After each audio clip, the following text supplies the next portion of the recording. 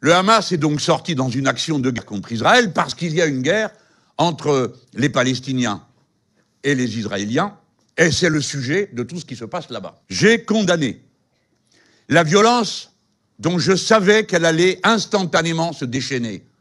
Et vous saviez tous, quand cette nouvelle vous est arrivée, que la violence allait se déchaîner. Je l'ai fait de la manière suivante. Je dis « je » beaucoup en ce moment. Pourquoi? Parce que mon nom est une fois de plus mis à toutes les sauces et qu'on m'attribue toutes sortes de positions qui ne sont pas les miennes, mais que des gens commentent ensuite. Et comme on la répète 10 fois, à la 11e, le crétin qui la répète fait comme si c'était une évidence et produit son précieux avis sur le sujet. Jusqu'à un sondage où on interroge, paraît-il, des gens pour leur demander s'ils sont d'accord avec mon refus de condamner le Hamas. Ce qui, naturellement, n'a rien à voir avec ma position. Dans le cas où vous l'auriez oublié, je vais vous la relire, c'est un tweet, ça ne prend pas beaucoup d'espace. J'ai dit « Toute la violence déchaînée contre Israël et à Gaza ne prouve qu'une chose. » Là, on est dans les premières heures du combat. Toute la violence déchaînée contre Israël et à Gaza ne prouve qu'une chose, la violence ne produit et ne reproduit qu'elle-même. Horrifiés, nos pensées et notre compassion vont à toutes les populations désemparées, victimes de tout cela. Le cessez-le-feu doit s'imposer. Cessez le feu. La France doit y travailler de toutes ses forces politiques et diplomatiques. Les peuples palestiniens et israéliens doivent pouvoir vivre côte à côte, en paix et en sécurité. La solution existe, celle de 2 États, conformément aux résolutions de l'ONU. Voilà un document qui ne met pas tout le monde sur le même plan. Voilà un document qui dit que son horreur est la même, quelle que soit la victime, qu'elle soit palestinienne ou israélienne, et qui, d'avance, n'amnistie personne pour ses crimes. Enfin, elle dit qu'une solution politique existe, ce sont les 2 États. Je le précise parce que j'ai lu ici ou là, certains disent « la solution à 2 États a échoué ». Comment le savez-vous? On n'a jamais essayé. Qui peut dire « la solution a échoué, on ne l'a pas essayé ». Voilà ce que j'ai dit. Alors on me dit « ah mais vous ne dites pas que c'est une attaque terroriste ». Et vous vous demandez pourquoi depuis 2 jours nous refusons de le faire. Et j'ai vu de pauvres diables qui tout à l'heure essayaient de m'enfoncer leur micro dans la bouche. Alors, vous ne pouvez pas dire que c'est terroriste, c'est si dur, m'a juré, je ne sais quelle ignorante, d'aller dire dans son vocabulaire d'ignorant ce qu'il faudrait que je dise pour convenir à ce qui est prévu sur son plateau. Eh bien non. Si j'avais à gouverner la France, je n'utiliserais pas ce vocabulaire. Pourquoi? Et à cet instant, je me comporte comme quelqu'un qui pense qu'il doit gouverner son pays. Pourquoi? Pourquoi? Demandez-vous pourquoi, bande de phraseurs, d'occupants de plateau à perte de vue, de commentateurs de votre nombril. Pourquoi?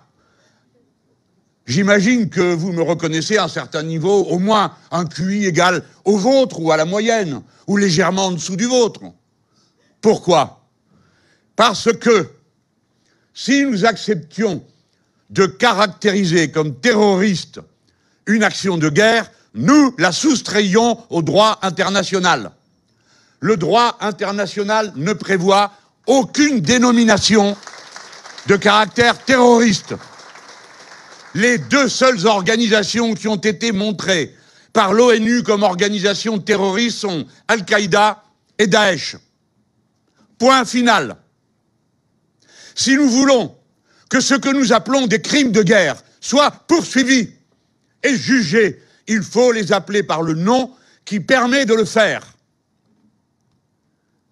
Et cela est possible à la Cour pénale internationale.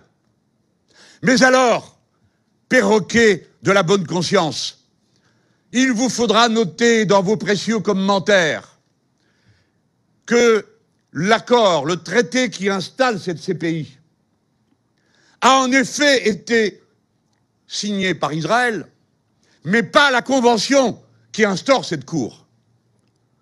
Tandis que l'OLP en est membre. Et les États-Unis d'Amérique, qui sont les parrains de la plupart des criminels de cette planète, non plus n'ont pas signé. Alors le retour au réel signifie que la France ne doit en aucun cas s'aligner sur une puissance irresponsable. Quand je dis responsable, c'est au sens juridique.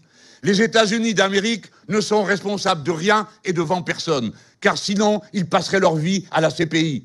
Pour les crimes de guerre commis en Afghanistan, pour les crimes de guerre commis en Irak, pour les crimes de guerre qu'ils ont commis à peu près partout dans le monde avec l'agent orange contre les populations du Vietnam.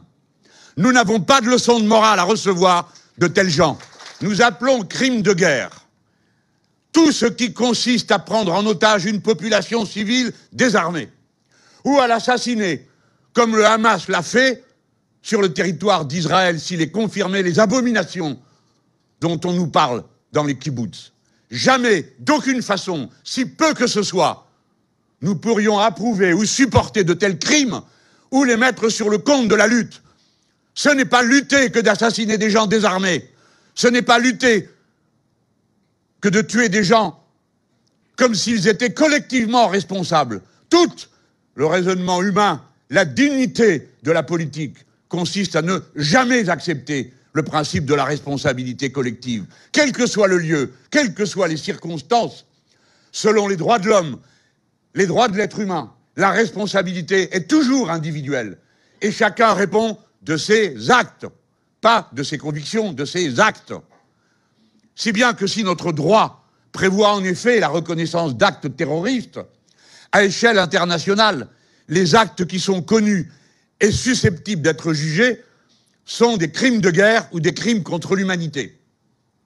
Et cela s'est déjà produit. Lorsqu'eut lieu l'opération Plomb durci en 2009, le rapporteur des Nations Unies condamna les deux protagonistes pour crimes de guerre.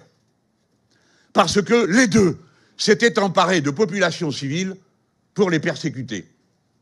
Aujourd'hui, de même que nous qualifions de crimes de guerre ce que le Hamas a fait sur le territoire d'Israël, nous qualifions de crimes de guerre ce qu'Israël est en train de faire contre la population de Gaza.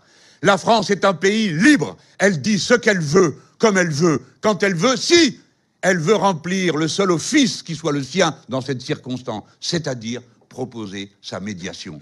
Vous ne pouvez pas être une puissance de paix si vous êtes, avant même d'avoir commencé, partie prenante et ne condamnez que l'un en donnant toute liberté à l'autre.